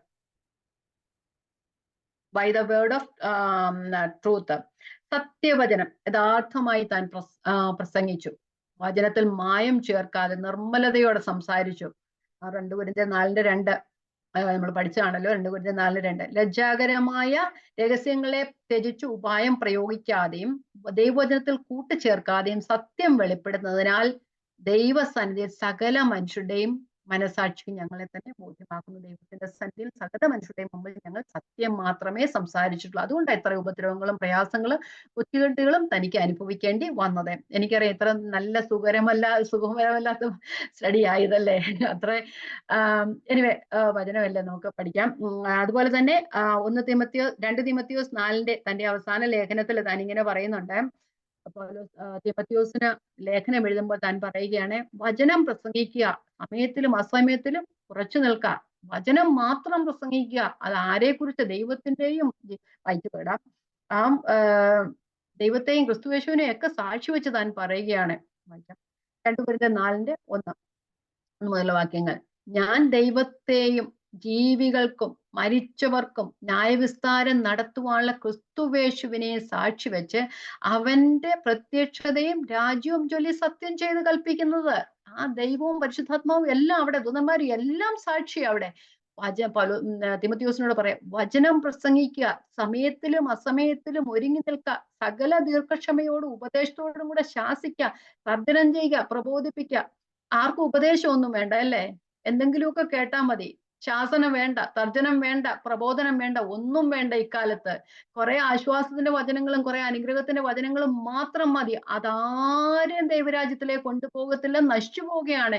അങ്ങനെയുള്ളവർ നാശത്തിലേക്ക് പോകുന്നു. തങ്ങൾ തന്നെ പത്രോസ് അപ്പോസ്തലൻ തങ്ങൾ തന്നെ നാശത്തിന് അവകാശികളായിരിക്കും, മറ്റുള്ളവരെ ആ നാശത്തിലേക്ക് കൊണ്ടുപോവുകയാണ് ചെയ്യുന്നത്. ഞങ്ങളുടെ വചനം കേൾക്കരുത്. കാരണം സത്യവചനത്തിൽ ദൈവത്തിന്റെ വചനം ദൈവശ്വാസീയമാണ്. അത് നമ്മെ ഉപദേശത്തിനും ശാസനത്തിനും ഗുണീകരണത്തിനും ക്രിസ്തു പ്രയോജനപ്പെടുത്തുന്നതാ.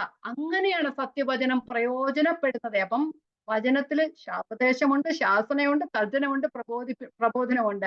അപ്പം പൗലോസ് അപ്പോസ്തലൻ പറയുന്നു, ഉപദേശത്തോടും കൂടെ ദീർഘക്ഷമയോടും ഉപദേശത്തോടും കൂടെ ശാസിക്കുക, തർജ്ജനം ചെയ്യുക, പ്രബോധിപ്പിക്കുക. അവർ ഭക്ത്യോപദേശം പൊറുക്കാതെ കർണരസമാകുമാറ് സ്വന്തം മോഹങ്ങൾക്കൊത്തും ഉപദേശകന്മാരെ പെരുക്കുകയും സത്യത്തിന് ചെവി കൊടുക്കാതെ കെട്ടുകഥ കേൾപ്പാൻ തിരികെയും ചെയ്യുന്ന കാലം വരും. നീയോ സകലത്തിലും നിർമ്മതനായിരിക്ക, കഷ്ടം സഹിക്ക, സുവിശേഷകന്റെ പ്രവൃത്തി ചെയ്യുക, നിന്റെ ശുശ്രൂഷ നിറപടിയായി നിവർത്തിക്ക. ഞാനോ ഇപ്പോൾ തന്നെ പാനീയയാഗമായി ഒഴിക്കപ്പെടുന്നു, എന്റെ നിര്യാണകാലവും അടുത്തിരിക്കുന്നു. ഞാൻ നല്ല പോർ പൊരുതു, ഓട്ടം തികച്ചു വിശ്വാസം കാത്തു.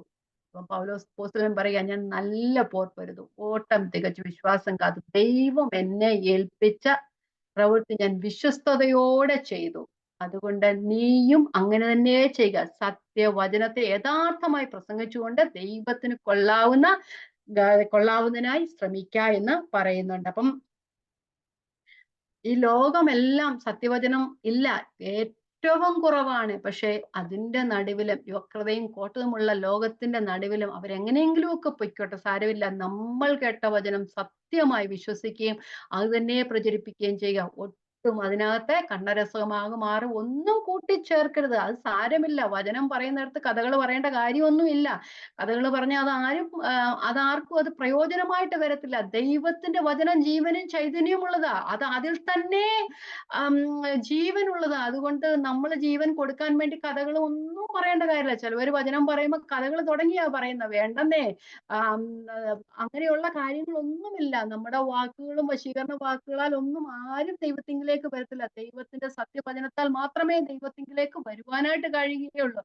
അതുകൊണ്ട് അതുകൊണ്ട് നമ്മുടെ വശീകരണ വാക്കുകളുടെയും അങ്ങനെയുള്ള പിന്നെ കോമഡി പ്രയോഗങ്ങളുടെ ഒന്നും ആവശ്യമില്ല. ദൈവത്തിന്റെ വചനം തന്നെയാണ്. ദൈവം പറയുന്നുണ്ട്, ഞാൻ പറയുന്നത് എന്റെ വചനമായിരിക്കും, അത് നിങ്ങളുടെ അടുക്കലേക്ക് വന്നിട്ട് അതിന്റെ പ്രവൃത്തി ചെയ്യാതെ എന്റെ അടുക്കലേക്ക് തിരിഞ്ഞു വരികയില്ല എന്ന് പറയുന്നുണ്ടല്ലേ. ആ ദൈവത്തിന്റെ വചനം മാത്രമേ പ്രവർത്തിക്കുകയുള്ളൂ.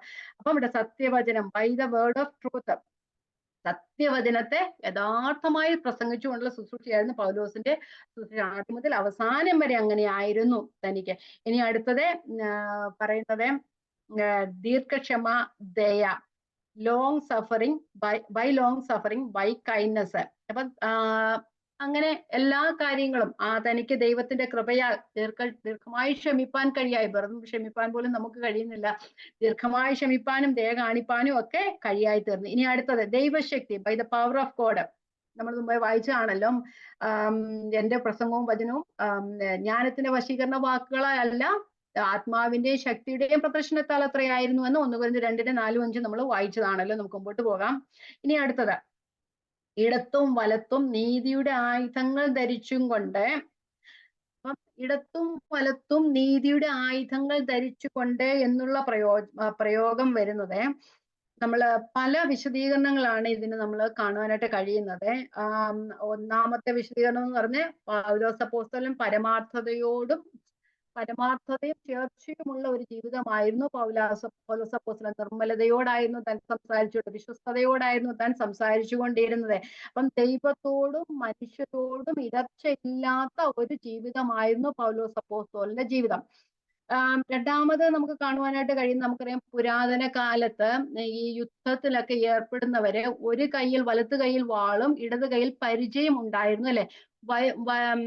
വാൾ എന്തിനു വേണ്ടിയിട്ടാണ്? ശത്രുവിനെതിരെ പോരാടാൻ വേണ്ടിയും പരിച തന്നെ രക്ഷിക്കാൻ വേണ്ടിയിട്ടായിരുന്നു. അപ്പം ഒഫൻസീവ് ആൻഡ് ഡിഫൻസീവ് വെപ്പൺസ്. അപ്പം വാള് ശത്രുവിനെതിരെ പോരാടുന്നതിന് വേണ്ടിയും, അതുപോലെ തന്നെ പരിചയം എന്ന് പറയുന്നത് തന്നെ നമ്മളെ തന്നെ രക്ഷിക്കാൻ വേണ്ടി, സ്വയം രക്ഷപ്പെടാനുള്ള രീതിയുമായിരുന്നു. അപ്പം ഇടത്തും വലത്തും നീതിയുടെ ആയുധങ്ങൾ ധരിച്ചുകൊണ്ടെന്ന് പറഞ്ഞ, അപ്പൊ വാള് ശത്രുവിനെയും എതിരെയും പരിച സ്വയരക്ഷയ്ക്ക് ഉപയോഗിച്ചിരുന്നത് പോലെ പൗലോസ് അപ്പോസ്തലൻ പറയുന്നു, താൻ ഒരു യോഗ്യമായ ക്രിസ്തീയ സ്വഭാവമായിരുന്നു, വിശ്വസ്തയോടും നിർമ്മലതയോടുമായിരുന്നു താൻ പ്രവർത്തിച്ചത്.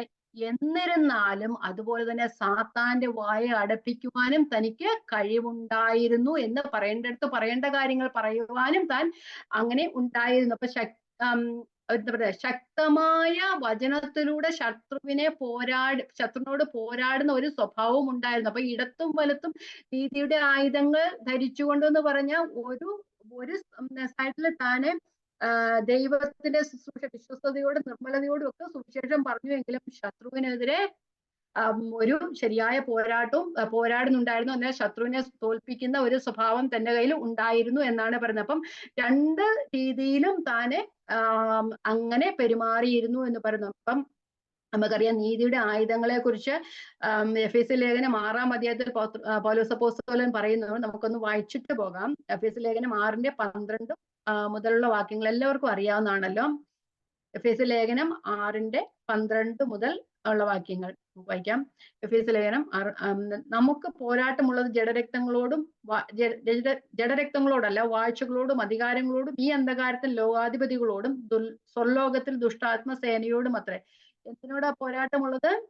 വാഴ്ചകളോടും അധികാരങ്ങളോടും ഈ അന്ധകാരത്തിന്റെ ലോകാധിപതികളോടും സ്വലോകത്തിൽ ദുഷ്ടാത്മ സേനയോടും അത്രേ. ദൈവനാമത്തിനെതിരെ ദൈവനാമത്തിനു വേണ്ടി പ്രയോജനപ്പെടുന്ന, അല്ലെങ്കിൽ ദൈവത്തിന്റെ ശുശ്രൂഷയിലേക്ക്, അത് വചനമായാലും മറ്റു പ്രവർത്തനങ്ങളിലായാലും ശുശ്രൂഷയിൽ ഏർപ്പെടുന്നവർക്കെതിരെ ഒരു വലിയൊരു പോരാട്ടമുണ്ട്. നമുക്ക് കാഴ്ചയ്ക്ക് നമ്മൾക്കെതിരെ വരുന്ന മനുഷ്യരായിരിക്കാം, ഒരു സമൂഹമായിരിക്കാം എതിർപ്പെടുന്നത്. പക്ഷെ അതിന്റെയൊക്കെ പുറകില് ഒരു സാത്താന്യ അന്ധകാരത്തിന്റെ ഒരു ശക്തി ഉണ്ട്. അവരല്ല ചെയ്യുന്നത്, നമ്മളെ ദ്രോഹിക്കുന്നവരല്ല അത് ചെയ്യുന്നത്. അതിന്റെ എന്താ പറയുക, അതിന്റെ ബാക്കിൽ പ്രവർത്തിക്കുന്ന ഒരു അന്ധകാര ശക്തിയാലാണ് അവര് പ്രവർത്തിക്കുന്നത്. അതുകൊണ്ട് നമുക്ക് പോരാട്ടമുള്ളത് ജഡരക്തങ്ങളോടല്ല, വാഴ്ചകളോടും അധികാരങ്ങളോടും ഈ അന്ധകാരത്തിന്റെ ലോകാധിപതികളോടും സ്വലോകത്തിൽ ദുഷ്ടാത്മസേനയോടും അത്രേ. നമുക്കറിയാം, ഈ മദ്യവും അധികം ഡ്രഗ്സും ഒക്കെ ഉപയോഗിക്കുന്നവരൊക്കെ സാധാരണ അവര് കാണിക്കുന്ന രീതിയിലല്ല അവര് പെരുമാറുന്നത്, അല്ലെ? ഒരു വല്ലാത്ത സ്വഭാവമായിരിക്കും, ഒരു ക്രുക്കൺ നേച്ചർ ആയിരിക്കും, ഒരു മൃഗങ്ങളുടെ സ്വഭാവങ്ങളൊക്കെ ആയിരിക്കും ചിലവും കാണിക്കുന്നത്. പക്ഷെ അത് അവരാണോ കാണിക്കുന്നത്? അവരിലുള്ള ആ ഒരു സോഴ്സ് ആണ്, അവരിലുള്ള മദ്യമാണ് അവരെ അത് കാണിക്കുന്നത്. അതിന്റെ പിമ്പിൽ പ്രവർത്തിക്കുന്ന അവരല്ല. അവര് കുടിച്ചിരിക്കുന്ന മദ്യവും അവര് കഴിച്ചിരിക്കുന്ന ആ ലഹരി പദാർത്ഥങ്ങളും അവരെ അതിലേക്ക് നയിക്കുന്നത്. അതുപോലെ തന്നെ നമ്മളുടെ നേരെയാണേലും സത്യവചനത്തെ യഥാർത്ഥമായി കൈക്കൊണ്ട് ജീവിക്കുന്നവരുടെ ഇടയിലാണെങ്കിലും വരുന്നത് പ്രശ്നമെന്ന് പറയുന്ന ആൾക്കാർ അവരെതിരെ പ്രവർത്തിക്കുമെങ്കിലും പക്ഷെ ഒരു അന്ധകാര ശക്തി അതിന്റെ പിമ്പിൽ ഉണ്ട്. അപ്പൊ അതുകൊണ്ട് പൗലോസ് അപ്പോസ്തലൻ പറയുകയാണ്, നിങ്ങൾ എന്ത് ചെയ്യണം? 14-ാമത്തെ വാക്യം മുതൽ പറയുന്നുണ്ട്, നിങ്ങൾ അരയ്ക്ക് സത്യം കെട്ടിയും നീതി എന്ന കവചം ധരിച്ചും സമാധാന സുവിശേഷത്തിനായുള്ള ഒരുക്കം കാലിന് ചെരുപ്പാക്കിയും എല്ലാത്തിനും മീതെ ദുഷ്ടന്റെ തീയമ്പുകളെ ഒക്കെയും കെടുത്തുവാൻ തക്കതായ വിശ്വാസം എന്ന പരിചയം എടുപ്പിൻ. നിങ്ങൾ അവരോട് എതിർത്ത് നിൽക്കണമെന്നാണോ പറയുന്നേ?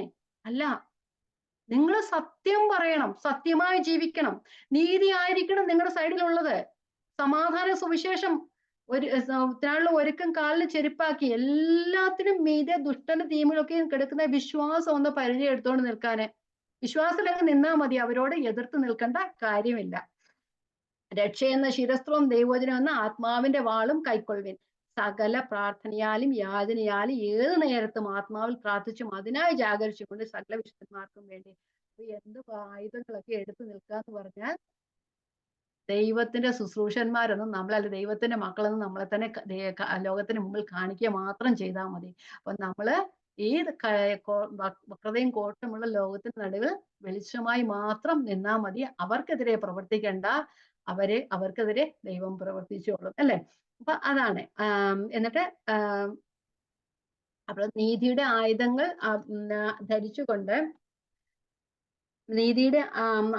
ധരിച്ചുകൊണ്ട് മാനാഭിമാനങ്ങളും ദുഷ്കീർത്തി സൽകീർത്തികളും അനുഭവിച്ചും ചതിയന്മാരെന്നിട്ട് സത്യവാന്മാർ, ആരും അറിയാത്തവരെന്നിട്ടും എല്ലാവരും നല്ലവണ്ണം അറിയുന്നവർ, മരിക്കുന്നവരെന്നിട്ടും ഇതാ ഞങ്ങൾ ജീവിക്കുന്നു, ശിക്ഷിക്കപ്പെടുന്നവരെങ്കിലും കൊല്ലപ്പെടാത്തവർ, ദുഃഖിതരെങ്കിലും എപ്പോഴും സന്തോഷിക്കുന്നവർ, ദരിദ്രരെങ്കിലും പലരെയും സമ്പന്നരാക്കുന്നു, ഒന്നും ഇല്ലാത്തവരെങ്കിലും എല്ലാം കൈവശം.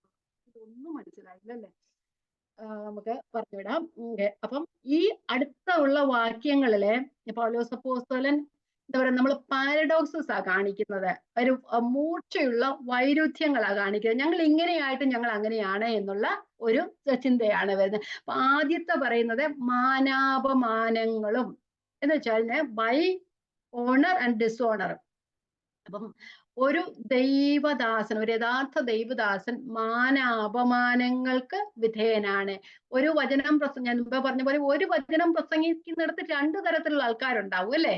ഒരാളത് ഏറ്റെടുക്കുന്നവരുണ്ട്, ചിലർ കല്ലെറിയുന്നവരുണ്ട്, അല്ലെ? അപ്പം ഒരു സഭയിലെ ഒരു ശുശ്രൂഷനെ എതിർക്കുന്നവർ ഒത്തിരി പേരുണ്ട്, അംഗീകരിക്കുന്നവർ ഒത്തിരി പേരുണ്ട്. അപ്പം നമുക്ക് പൗലോസ് അപ്പോസ്തലനെ നോക്കിക്കഴിഞ്ഞാൽ കൊരിന്ത്യ സഭയില് എതിർക്കുന്നവര് കുറച്ചുപേരെ ഉള്ളായിരുന്നെങ്കിലും പൗലോസ് അപ്പോസ്തലനെ അംഗീകരിക്കുന്നവരുണ്ട്, അല്ലെ? അപ്പൊ ഇവിടെ പറയുന്ന മാനാപമാനങ്ങളും, അപ്പൊ ആ അംഗീകരിക്കുന്നവരുണ്ട്, എന്താ പറയുന്നത്, വിമർശിക്കുന്നവരുമുണ്ട്.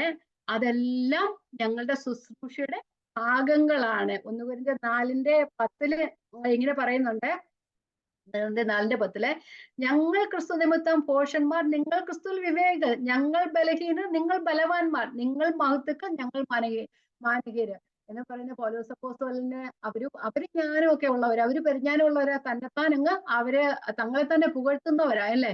പൗലോസ് അപ്പോസ്തലന് ഒന്നും കൊള്ളാത്തവനല്ലേ, അപ്പോസ്തലൻഷിപ്പ് അംഗീകരിക്കാത്തവരായിരുന്നു. അത് പറയാം, നിങ്ങൾ മഹത്തുക്കളാ, നിങ്ങൾ വിവേകികളാ, പക്ഷെ ഞങ്ങൾ ബലഹീനരാ, നിങ്ങൾ ബലവാന്മാരാ, ഞങ്ങള് ഒന്നിനും കൊള്ളാത്തവരാ എന്ന് പറയുന്നു.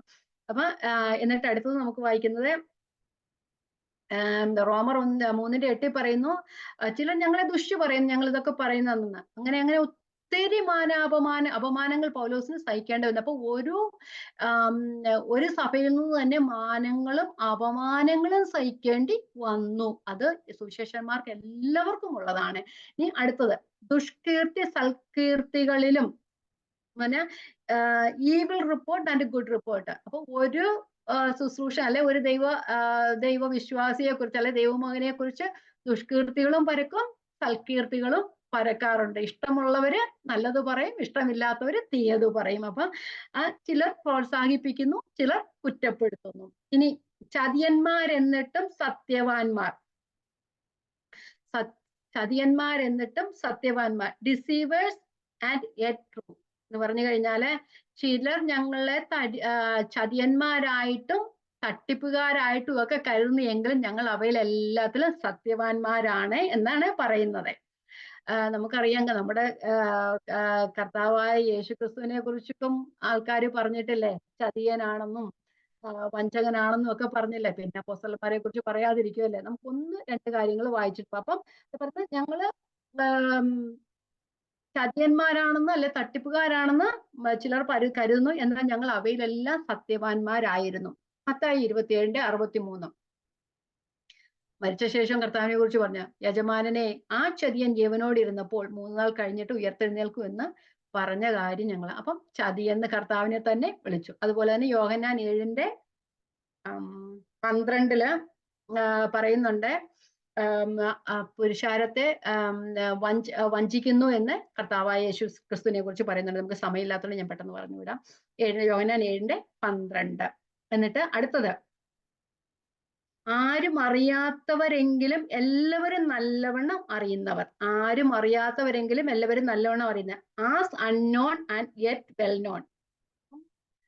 പൗലോസ്, ലോകത്തെ സംബന്ധിച്ച് പൗലോസിനെ എല്ലാവർക്കും അറിയത്തില്ലായിരുന്നു, അല്ലെങ്കിൽ പൗലോസിനെ ദുഷിക്കുന്നവർക്ക് പൗലോസിനെ നല്ലവണ്ണം അറിയത്തില്ലായിരുന്നു. പക്ഷെ ദൈവത്തിന് മുമ്പിൽ ദൈവത്തിന് നല്ലവണ്ണം അറിയാമായിരുന്നു. അതുപോലെ തന്നെ പൗലോസിന്റെ സഹപ്രവർത്തകർക്കും തന്നെ പ്രോത്സാഹിക്കുന്നവർക്കും പൗലോസിനെ നല്ലവണ്ണം അറിയാമായിരുന്നു. ഒന്ന് വായിച്ചിട്ട് പോകാം. 1 തെസ്സലോനിക്കർ 2:3-4.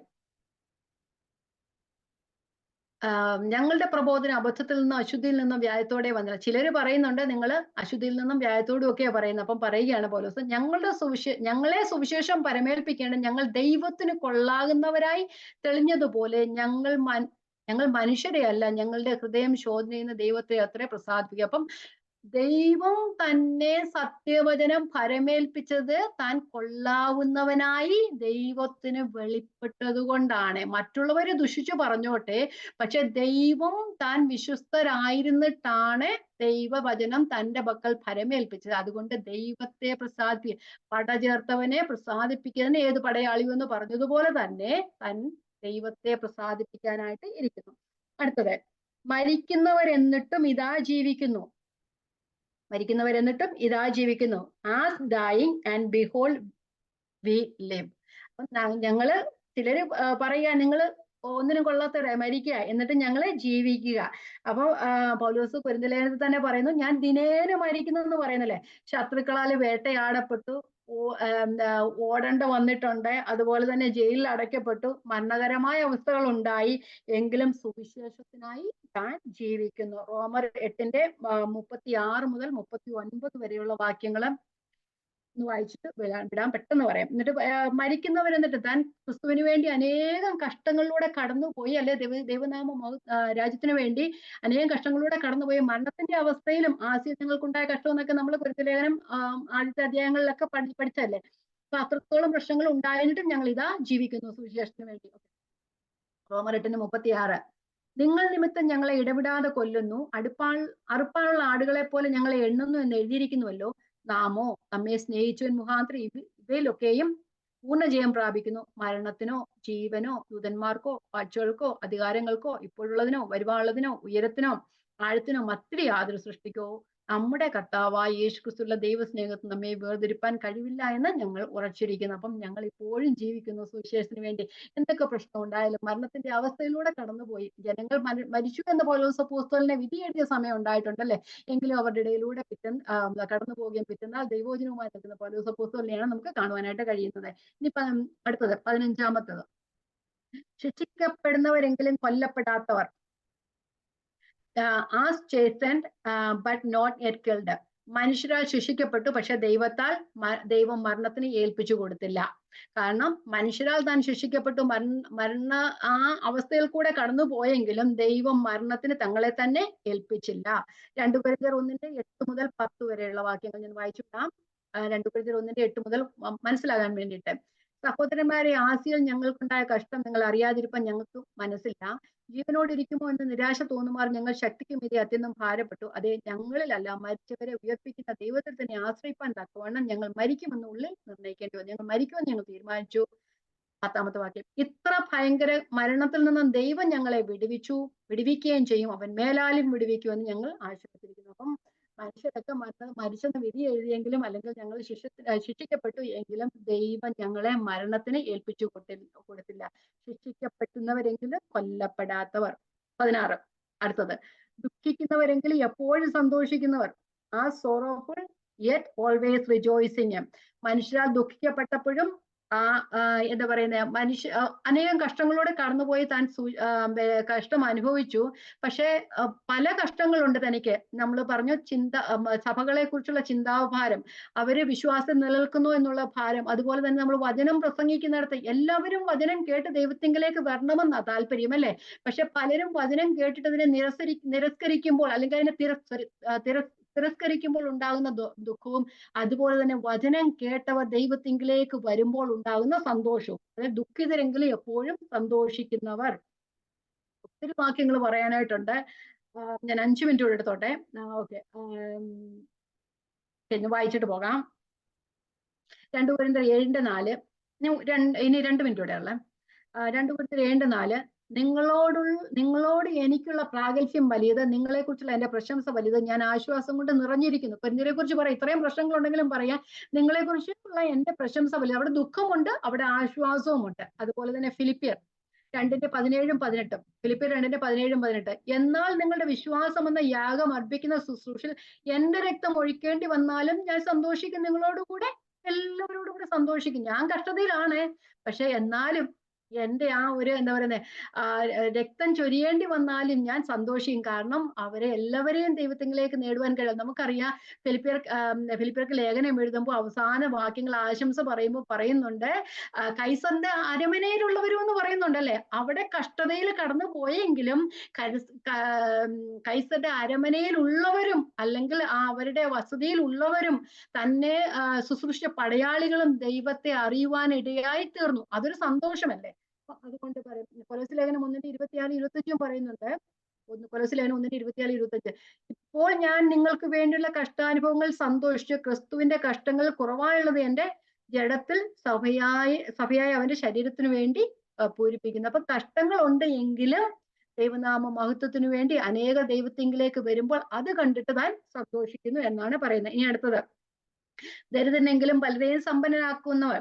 As poor yet make him many rich. അപ്പം ലോകത്തിന്റെ വസ്തുവകൾ സംബന്ധിച്ച് താൻ ദരിദ്രനായിരുന്നു. കാരണം തനിക്ക് എത്രത്തോളം സ്വത്ത് ഉണ്ടായിരുന്നെങ്കിലും അതെല്ലാം വിട്ടാണ് ദൈവത്തിങ്കിലേക്ക് വരുന്നത്. പക്ഷെ താന് പലപ്പോഴും വേദനയും ഉറക്കളപ്പെ കഷ്ടത, എന്താ പറയുക, നമ്മള് പൈതാഹം പട്ടിണിയൊക്കെ പറഞ്ഞു. അതെല്ലാം എങ്കിലും തന്റെ ശുശ്രൂഷ മൂലം അനേക ദാരിദ്ര്യത്തിലുള്ളവര് സമ്പന്നരായി തീർന്നു. അത് ആത്മീയമായും അത് ഭൗതികമായും. ആത്മീയമായ സമ്പന്നത എന്താ? ക്രിസ്തുവിലേക്ക് വന്നിട്ട് ദൈവത്തെ അറിഞ്ഞുള്ള ആ ഒരു മഹാസന്തോഷത്തിലേക്ക് ആയിത്തീർന്ന ഒരവസ്ഥ. 1 കൊരിന്ത്യർ 5:5-6 പറയുന്നു, ക്രിസ്തുവിന്റെ സാക്ഷ്യം നിങ്ങൾ ഉറപ്പായിരിക്കുന്ന പോലെ അവനിൽ നിങ്ങൾ സകലത്തിലും, വിശേഷ സകല വചനത്തിലും സകല പരിജ്ഞാനത്തിലും സമ്പന്നരായിരുന്നു. അനേകരെ ആത്മീയമായി സമ്പന്നരാക്കി. അതുപോലെ തന്നെ നമുക്കറിയാം, 1 കൊരിന്ത്യർ 16-ാം അധ്യായത്തിലും 2 കൊരിന്ത്യർ 8, 9, 10 അധ്യായങ്ങളിലൊക്കെ പറയുന്നുണ്ട്, വിശുദ്ധന്മാർക്ക് വേണ്ടി ധർമ്മശേഖരത്തിന്റെ കാര്യത്തിൽ പൗലോസ് അപ്പോസ്തലൻ മക്കെദോന്യ സഭകളോടും കൊരിന്ത്യ സഭകളോടും ഒക്കെ ആജ്ഞാപിച്ചതിനാൽ, അവരോട് പറഞ്ഞതിനാൽ അവരെ സഹായിക്കുവാനായിട്ട് ഇടയായി തീർന്നു എന്ന് നമുക്ക് കാണുന്നുണ്ട്. അപ്പം ആ ആത്മീയമായും ഭൗതികമായും തന്റെ ദാരിദ്ര്യത്തിലും അനേകരെ സമ്പന്നരാക്കുവാൻ പൗലോസ് അപ്പോസ്തലന് കഴിഞ്ഞു. ദരിദ്രന്മാരെന്നിട്ട് പലരെയും സമ്പന്നരാക്കുന്നു. എന്നിട്ട് അവസാനം ഒന്നുകൂടെ, ഒന്നുമില്ലാത്തവരെങ്കിലും എല്ലാം കൈവശമുള്ളവരായി തന്നെ. As having nothing and yet possessing all things.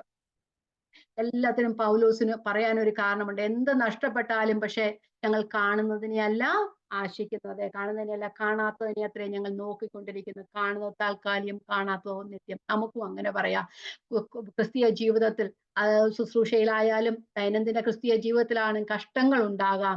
പക്ഷെ നമ്മൾ കാണുന്നതിനെ അല്ല നമ്മൾ നോക്കുന്നത്, നമ്മൾ കാണാത്തതിനെ അത്രയും നമ്മൾ നോക്കിക്കൊണ്ടിരിക്കും. കാണുന്നത് താൽക്കാലികം, കാണാത്തതോ നിത്യം. അതിനു വേണ്ടിയാണ് നാം ആയിരിക്കുന്നത്. നമ്മെ വീഴാതെ വണ്ണം സൂക്ഷിപ്പാൻ ദൈവം ശക്തനാണ്.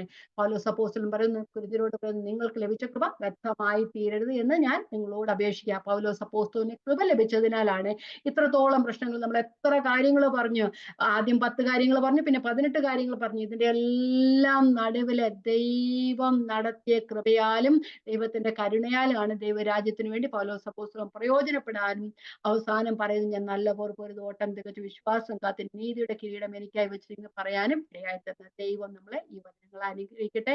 നമ്മളും അങ്ങനെ തന്നെ ആയിത്തീരുവാൻ നമുക്കും പരിശ്രമിക്കാം. ദൈവത്തിന് നമ്മളെ സഹായിക്കുമാറാകട്ടെ. ദൈവത്തിന്